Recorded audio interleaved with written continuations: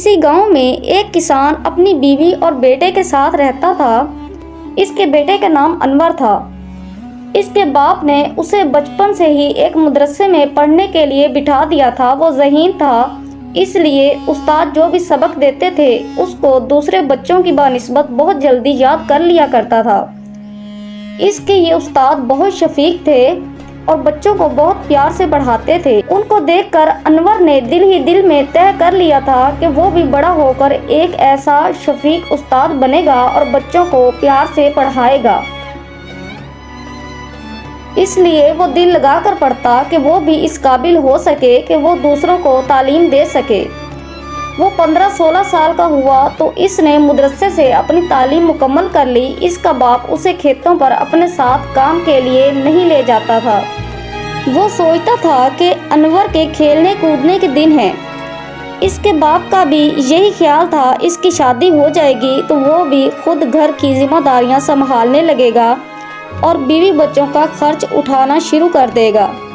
2-3 سال بعد اس کے باپ نے انور کی شادی ایک اچھی اور خوبصورت لڑکی سے کر دی۔ اس کی بیوی کا نام سونا تھا اور وہ بہت سمجھدار تھی۔ جب شادی کو چند روز گزرے تو سونا نے انور سے کہا، انور، اب کل سے تمہیں بھی کام پر جانا چاہیے۔ یہ اچھا معلوم نہیں ہوتا کہ تمہارے ابا اتنی عمر میں کام کریں اور ہم سب مل کر کھائیں۔ شادی سے پہلے کی اور بات تھی، اب لوگ سنیں گے تو باتیں بنائیں گے کہ انور اتنا بڑا ہو گیا ہے مگر کماتا نہیں ہے، بوڑھے باپ کو گھر کا خرچہ اٹھانا پڑتا ہے۔ اس کی بات انور کی سمجھ میں آ گئی۔ اس نے کہا، ٹھیک ہے پیاری سونا، میں کل سے کام کی تلاش میں جاؤں گا۔ مجھے اپنی غلطی کا احساس ہو گیا ہے۔ مجھے پہلے سے ہی کام کر کے اپنے ابا کا ہاتھ بٹانا چاہیے تھا، مگر میں کام کروں گا۔ کھیتوں پر کام کرنا تو مجھے بالکل بھی پسند نہیں ہے۔ میں تو چاہتا ہوں کہ ایک اور مدرسہ ہو اور میں بچوں کو اچھی اچھی باتوں کی تعلیم دوں۔ تعلیم حاصل کرنے سے ہی ایک انسان اچھا انسان بنتا ہے۔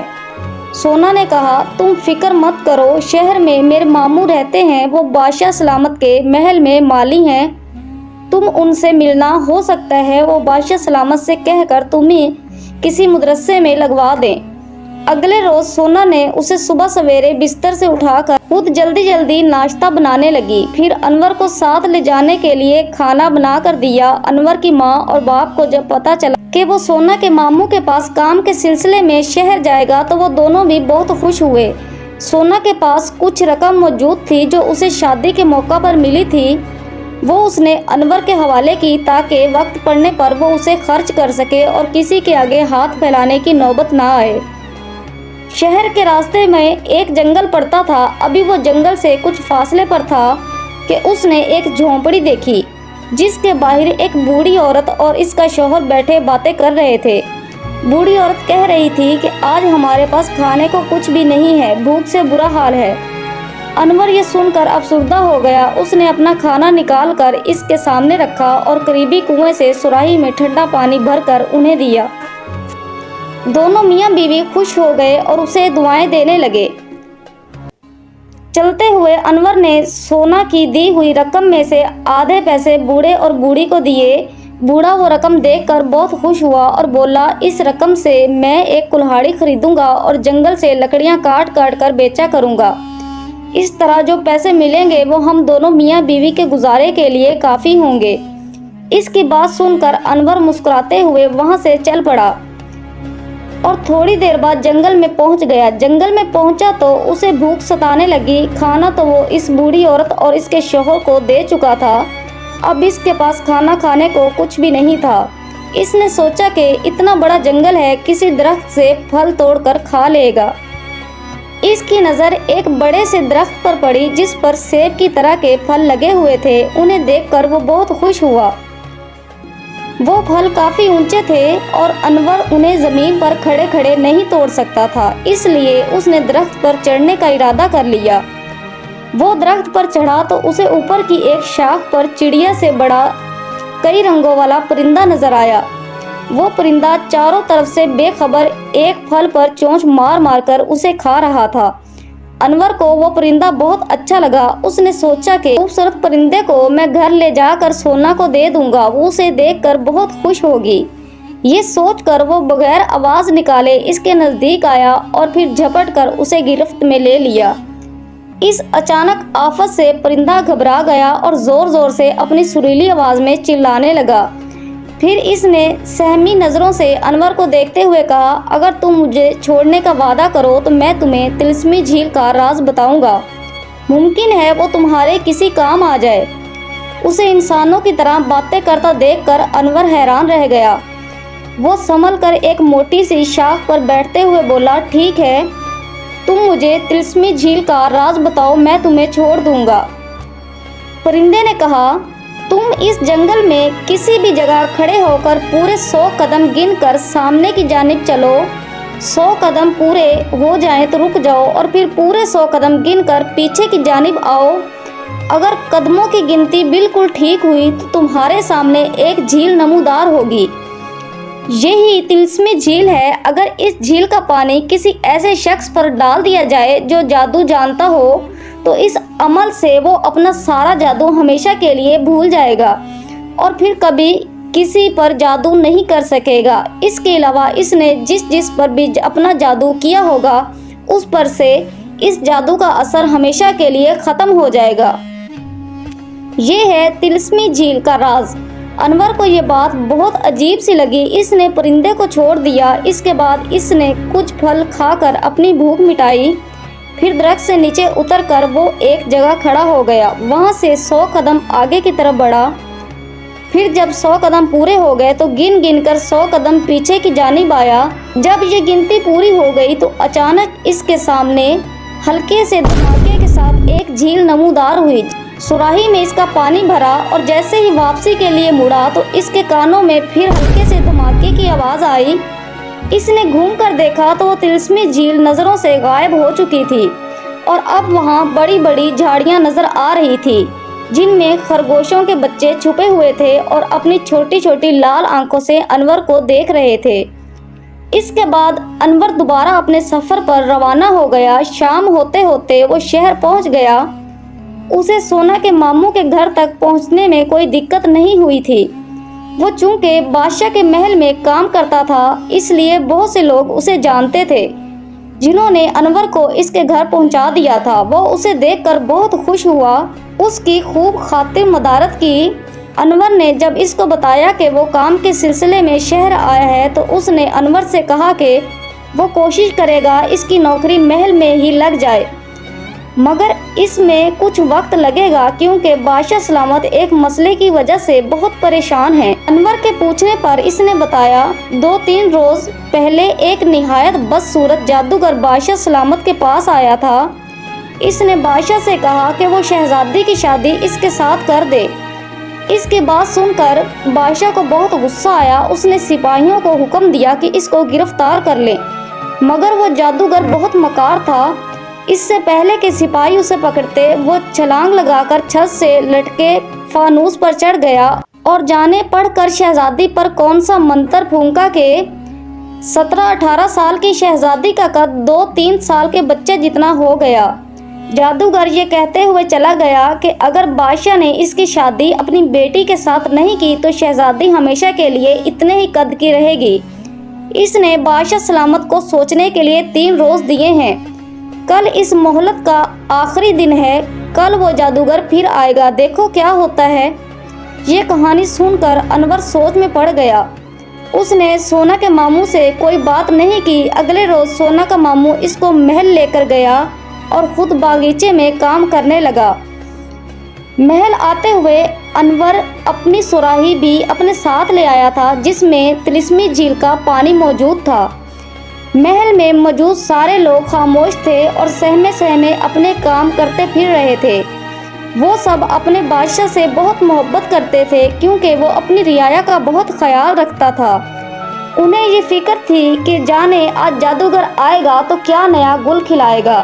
بادشاہ اپنے دربار میں بیٹھا تھا۔ اسے اس ظالم جادوگر کا انتظار تھا۔ بادشاہ نے سوچ لیا تھا کہ اسے بہت سی دولت دے کر اس بات پر راضی کرنے کی کوشش کرے گا کہ وہ شہزادی پر جادو کا اثر ختم کر دے اور اسے شادی کا خیال بھی ہمیشہ کے لیے چھوڑ دے۔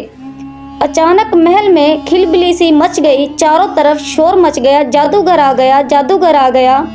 یہ آوازیں سن کر انور بھی دربار کی جانب لپکا۔ پہرے دار تو اپنے ہوش حواس میں ہی نہیں تھے، سب کی نظریں اس اڑتے ہوئے جادوگر پر لگی ہوئی تھی، جو اب محل میں داخل ہو کر بھرے دربار میں داخل ہو چکا تھا۔ انور کو دربار کے دروازے پر کسی نے بھی نہیں روکا، کیونکہ تمام دربان اور پہرے دار جادوگر کی طرف متوجہ تھے۔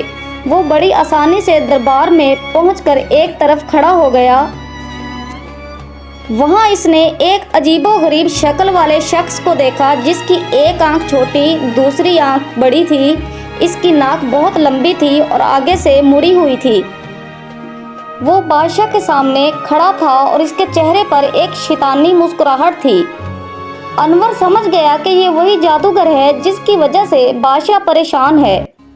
انور جادوگر کے سامنے جا کر کھڑا ہو گیا۔ اسے اپنے سامنے دیکھ جادوگر کے چہرے پر غصے کے آثار نمودار ہوئے۔ لڑکے، تم کون ہو؟ میرے سامنے یوں کھڑا ہونے کا تمہارا مقصد کیا ہے؟ کیا تو مجھے نہیں جانتا کہ میں کتنا بڑا جادوگر ہوں؟ میرا نام انور ہے، تم بھی مجھے نہیں جانتے، ورنہ اس انداز میں مجھ سے بات کبھی نہیں کرتے۔ تمہاری بھلائی اسی میں ہے کہ شہزادی صاحبہ پر سے جادو کا اثر ختم کر دو اور اپنی منحوس شکل لے کر یہاں سے چلے جاؤ اور دوبارہ کبھی اس جگہ آنے کی غلطی نہ کرنا، انور نے کہا۔ بادشاہ اور تمام درباری حیرت سے انور کی طرف دیکھ رہے تھے۔ شہزادی جو جادوگر کی وجہ سے بالکل ننھی سی بچی بن گئی تھی، اس کو انور کی بہادری بہت اچھی لگی اور وہ اس بات سے اتنی خوش ہوئی کہ زور زور سے تالیاں بجانے لگی۔ جادوگر کو یہ دیکھ کر مزید غصہ آ گیا۔ اس نے شہزادی سے کہا، بونی شہزادی، تم سے تو میں بعد میں نپٹوں گا، پہلے اس لڑکے کو اس کی گستاخی کا مزہ چکھا دوں۔ وہ آنکھیں بند کر کے منہ میں کچھ بڑبڑانے لگا۔ اتنی دیر میں انور نے اپنی سراہی سے وہ پانی نکال کر جادوگر کے چہرے پر پھینک دیا۔ اس کے منہ پر پانی پڑا تو سب کے کانوں میں بادلوں کے گرجنے اور بجلی کے کڑکنے کی آوازیں آنے لگی۔ اس کے ساتھ ہی جادوگر کے منہ سے ایک کالے سیاہ رنگ کا دھواں نکلا اور ایک گولے کی شکل میں کچھ اوپر جمع ہونے لگا۔ اس گولے میں عجیب و غریب خوفناک شکلیں نظر آ رہی تھی۔ پھر اس دھوئیں کے گولے میں سے ایک نہایت خوفناک چیخوں کی آوازیں آئی اور کچھ دیر بعد وہ گولا بڑی تیزی سے کھڑکی سے باہر نکل گیا۔ جادوگر سخت گھبرا گیا اور پھٹی پھٹی آنکھوں سے انور کو دیکھنے لگا۔ عین اسی وقت فضا میں جل ترنگ سی بجنے لگی۔ سب لوگوں نے چونک کر دیکھا۔ دربار کی چھت سے چھوٹے چھوٹے سنہری بے حد چمکدار ستارے گرنے شروع ہو گئے تھے۔ ان ستاروں نے شہزادی کو اپنے حصار میں لے لیا تھا اور اس کے چاروں طرف گھومنے لگے، اور پھر اگلے ہی لمحے شہزادی کا قد پہلے جیسا ہو گیا۔ جادو کا اثر ختم ہو چکا تھا۔ انور نے جادوگر سے کہا، بدبخت جادوگر، میں نے تم پر طلسمی جھیل کا پانی پھینک دیا ہے، اب تم زندگی بھر کبھی کسی پر جادو نہیں کر سکو گے۔ اس کی بات سن کر جادوگر کا منہ خوف سے پیلا پڑ گیا۔ سارے دربار میں شور مچ گیا۔ بادشاہ سلامت حیرت سے یہ سب کچھ دیکھ رہا تھا۔ انور نے نہایت ادب سے کہا، بادشاہ سلامت، اپنے سپاہیوں کو حکم دیجیے کہ وہ اس نامراد جادوگر کو گرفتار کر لیں، اب یہ کسی کو کوئی نقصان نہیں پہنچا سکتا۔ بادشاہ کے حکم پر جادوگر کو سپاہیوں نے گرفتار کر لیا۔ شہزادی نے جب دیکھا کہ اس پر سے جادو کا اثر ختم ہو گیا ہے اور اس کا قد پہلے جیسا ہو گیا ہے تو وہ بہت خوش ہو کر ملکہ کے گلے لگ گئی۔ سارا دربار مبارک ہو مرحبا کے نعروں سے گونجنے لگا۔ بادشاہ نے آگے بڑھ کر انور کو اپنے گلے لگا لیا۔ ملکہ نے انور سے کہا، تمہاری وجہ سے مجھے یہ خوشی دیکھنے کو ملی ہے۔ ہماری شہزادی پہلے جیسی ہو گئی ہے، تمہاری وجہ سے ہمیں یہ خوشی دیکھنے کو ملی ہے۔ نوجوان، تمہارا بہت شکریہ۔ انور نے ملکہ کی بات سن کر سر جھکا لیا۔ بادشاہ کے پوچھنے پر انور نے پوری کہانی سنا دی۔ بادشاہ اس کا بہت احسان مند تھا۔ اس نے کہا، نوجوان، تم نے ہمیں بہت بڑی مصیبت سے نجات دلائی ہے، ہم زندگی بھر تمہارا احسان نہیں دے سکتے۔ انور نے دونوں ہاتھ باندھ کر کہا، جہاں پناہ، آپ ہمارے بادشاہ سلامت ہیں، آپ ہمارا بہت خیال رکھتے ہیں، ہمارا بھی فرض ہے کہ وقت پڑنے پر آپ کے کام آئیں اور آپ کی مدد کریں۔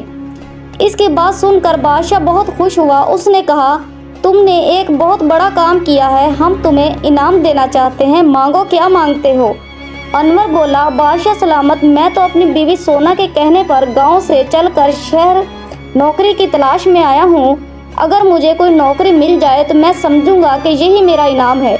میری نوکری لگ جائے تو سونا بہت خوش ہوگی، وہ چاہتی ہے کہ میں کماؤں اور اپنے بوڑھے ماں باپ کا سہارا بنوں۔ اس کی معصومانہ باتیں سن کر بادشاہ بہت ہنسا۔ ملکہ اور شہزادی بھی مسکرانے لگی۔ بادشاہ نے کہا، ٹھیک ہے، ہمیں تمہاری خواہش منظور ہے، مگر اب ہم تمہیں کہیں اور نہیں جانے دیں گے۔ کہو تم کون سا کام کرنا پسند کرو گے؟ ہم تو چاہتے ہیں تم ہمارے وزیر خاص بن جاؤ۔ میں بچوں کو پڑھانا چاہتا ہوں۔ اگر مجھے یہ ذمہ داری دے دی جائے تو میں اسے اپنی خوش قسمتی سمجھوں گا۔